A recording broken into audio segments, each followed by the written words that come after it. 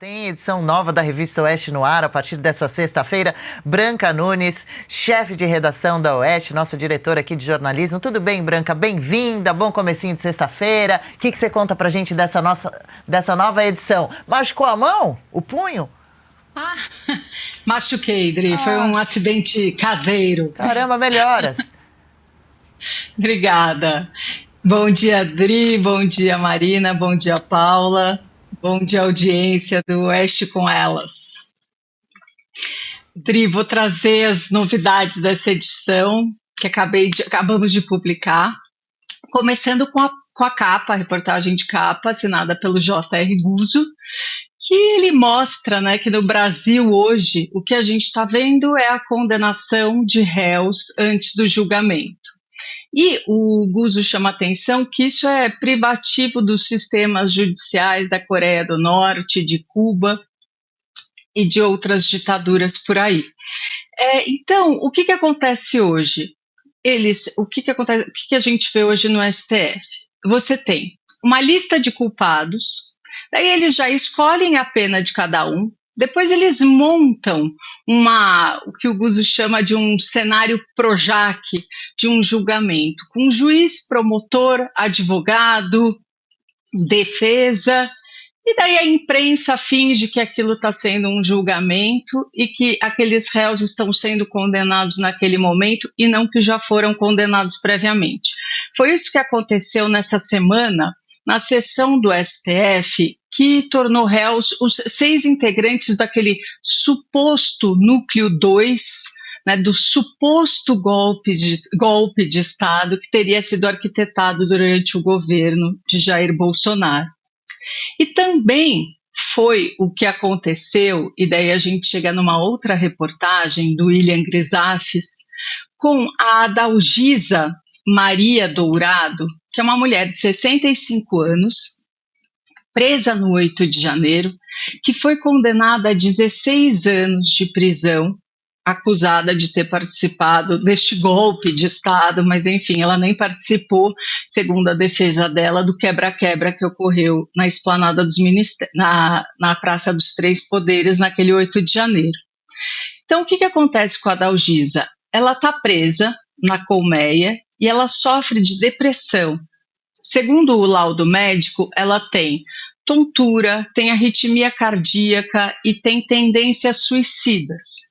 Então, a família dela, que ela tem 2 filhas, 4 netas, um bisneto que está a caminho, eles estão muito preocupados e com medo que aconteça com a Adalgisa o que houve com o Clezão, que aqui todo mundo deve lembrar, mas o Clezão sofreu um mal súbito depois dele não ter recebido o tratamento médico adequado na Papuda. Então, eles estão muito preocupados que a Adalgisa morra, como aconteceu com o Clezão. E apesar dos atendimentos terem sido autorizados, o presídio não permite, ela não recebe essas consultas desde o ano passado. Então pode acontecer alguma coisa a qualquer momento. E daí eu vou destacar aqui uma outra reportagem, mudando um pouquinho de assunto, mas é um tema que vocês estavam discutindo há pouco no programa, que é este que deve ser o maior escândalo desse governo Lula 3. Como Silvio Navarro, que é o autor da reportagem, destaca no título, nós voltamos aos bilhões, a corrupção dos bilhões.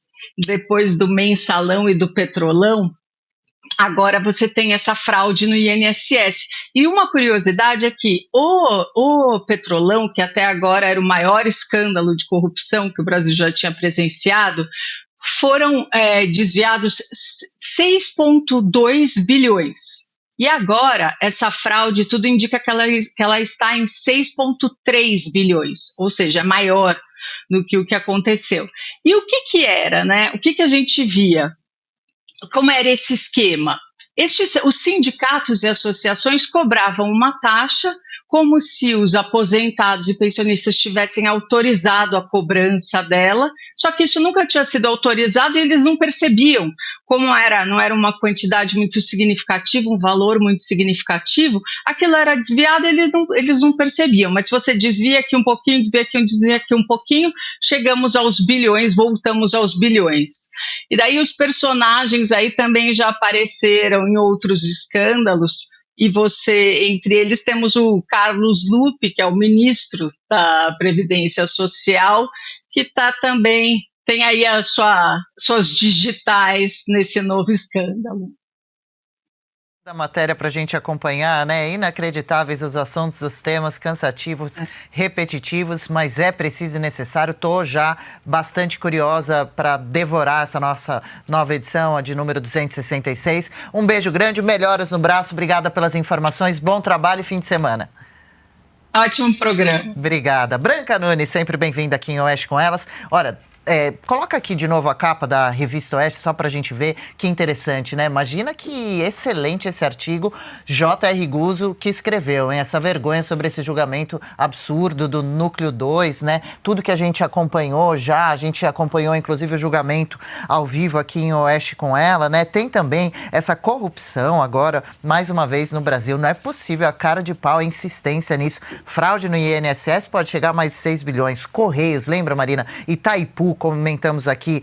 Por falar em INSS, a diretora de logística, Débora Floriano, é quem assume agora interinamente o comando do Instituto até segunda ordem. A gente vai falar bastante sobre isso aqui ainda hoje. Uma covardia, né? Roubar dinheiro de gente idosa. Já tinha acontecido com a COP30. Deficiente.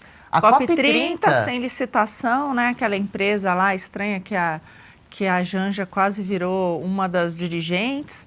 A gente está vendo aí, é o que você falou, o escândalo, os absurdos aí dos Correios, né? Que de repente com esse rombo gigante, patrocinando showzinho e tudo isso. A gente viu o escândalo de Itaipu.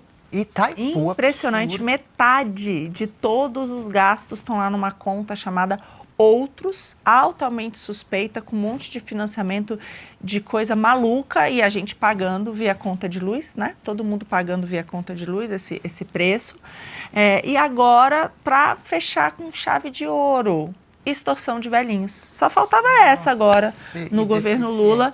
Além, obviamente, de todo o absurdo na economia, né? Se tá caro, não compre, todo mundo sofrendo para conseguir, né, fazer o dinheiro render no final do mês. Presta o seu próprio FGTS. E sabe o que é pior? Junto de tudo isso que a Marina falou, né, todos esses absurdos, a economia indo pro buraco, picanha não veio, ovo caro, todas essas coisas absurdas, nós temos o andamento de um golpe que nunca aconteceu. É isso que é difícil de engolir, porque nós vemos toda essa roubalheira, toda a nossa vida sendo destruída por causa de um governo incompetente e corrupto. Ao mesmo tempo, querem convencer a população que um golpe que nunca aconteceu é pior do que isso. Isso é inaceitável. É tampar, é tipo colocar a impunidade acima de tudo e os inocentes como criminosos. Daqui a pouco também, mais uma vez eu reforço aqui, né? A gente recebe o deputado Rodrigo Valadares para falar sobre a anistia, o PL não é nem do perdão, né? Da justiça, né? De ser feita justiça aos absurdos que estão acontecendo com tantas pessoas, inclusive que vivem em situações irreversíveis já em celas. A gente viu a morte do Clezão, hoje tem novo julgamento da Débora, que jamais deveria ter sido presa, para rever toda a situação dela. Espero que ela seja 100% anistiada, né? E ressarcida. Aí isso que seria o mínimo do correto, né? Mesmo nada vai fazer voltar o tempo em que ela esteve longe dos filhos. Esse caso absurdo da Dalgisa, né? Que é uma senhora claramente com problemas graves, que está dopada desde que chegou lá. Nossa. Que teve um problema cardíaco, está esperando simplesmente um exame simples para ver essa questão dela da arritmia. Não teve acesso a isso desde setembro do ano passado, agora sofreu essa queda, ninguém para ajudar ela, passou o final de semana inteiro, ninguém dentro da penitenciária para ajudar ela, uma senhora de 65 anos, altamente deprimida, dopada, passando por tudo isso, numa cela onde tem uma mulher que está presa por ter assassinado a mãe para ficar com o marido, que está presa junto de traficantes. Então, ela está numa cela com 8 pessoas, uma cela pequena. Então, é isso que a gente está vendo. São essas as pessoas hoje que estão presas, que são os grandes criminosos da República no Brasil. Estamos gritando aqui, vão esperar a dona Dalgisa morrer também. Aí vai lá, Paulo Gonet manda o documento. Negada a prisão domiciliar para essa senhora. Baseado em quê?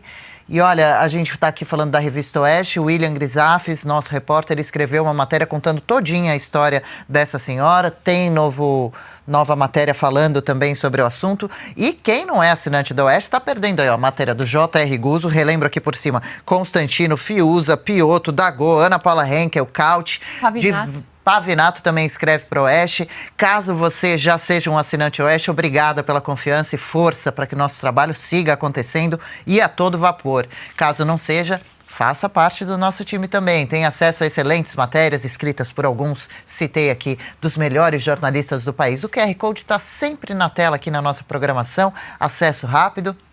Tem também o nosso WhatsApp para contato. Esperamos o seu oi por lá e a sua companhia como assinante também.